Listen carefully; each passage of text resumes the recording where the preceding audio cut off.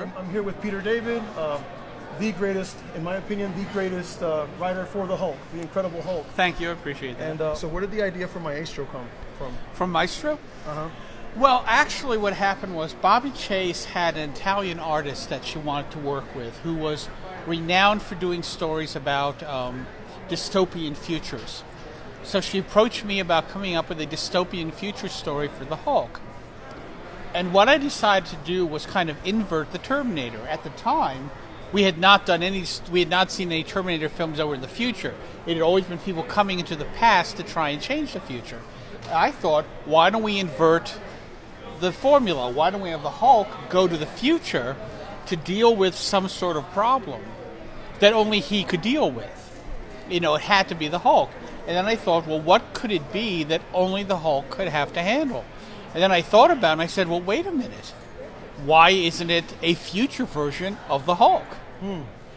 Because I had always speculated that we had never actually seen a merged Bruce Banner as a whole personality until I did my story in which I brought the characters together. And I thought, you know, maybe what happens when he merges is that he becomes his father. You know, a gigantic, superpowered, hulkish version of his father. Oh, wow. So that is the basics of where the Maestro came from, that I just took the personality of his dad and transformed him into a supervillain. Oh, and then I should mention that the Italian artist then dropped out of the project and eventually George Perez came aboard. That was Claudio Castellini, right? That was his If name? you say so. God knows, I don't remember. You were involved in the Marvel vs. DC line, right? Yes, I was. And you had said before that if Superman and the Hulk had fought, right? Right. That the Hulk would actually win, even though Superman beat the Hulk. Yeah, I said that due to because votes. I said that because I was writing the Hulk at the time. Right. So you were being biased. Yeah, pretty much. Okay. Look, dude, it's like when I was working in the Marvel sales department, occasionally the front desk would kick phone calls over to us and they had no idea who to give them to. And one time I got a phone call from a kid and he said, hello, who would win in a race, Superman or the Silver Surfer?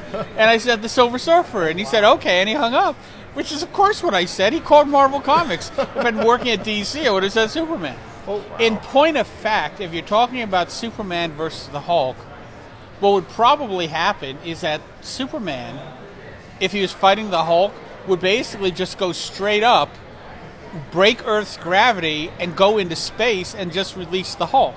Oh, wow. And if the Hulk, the Hulk can hold his breath for a good long while, but he can't hold it forever. Oh, wow. So, the Hulk would effectively be screwed if that came. If it's on the ground, if Superman doesn't pull that, then yeah, the Hulk would probably win because the madder he gets, the stronger he gets, and we've never actually seen the limit of just how mad he can get. Oh, wow. What is your personal opinion on that, on how limitless Hulk is? Well, that's it. The madder he gets, the stronger he gets. So, we've never seen him in a situation where he couldn't get mad enough. Right. So I would have to think that if the fight between Superman and the Hulk went on for a long enough period of time, the Hulk is going to get stronger with each passing moment, and Superman, sooner or later, has got to start wearing out. Oh, wow. That's amazing. But if he, like I said, takes the concept of yanking him up and taking him off into space, then he would win by default. Oh, wow. How did you get the Hulk? How did that go about? They offered it to me. Really? I mean, I'd like to tell you there's some sexy story, but Bob Harris walked into my office, so I was working in Marvel Direct Sales at the time, and he basically told me quite candidly that he had no one to write the Hulk. He could not get anybody to do the book. Nobody wanted to touch it. And that's why they came to me, because they couldn't get a, quote, real writer, unquote, I suppose, to take on the book.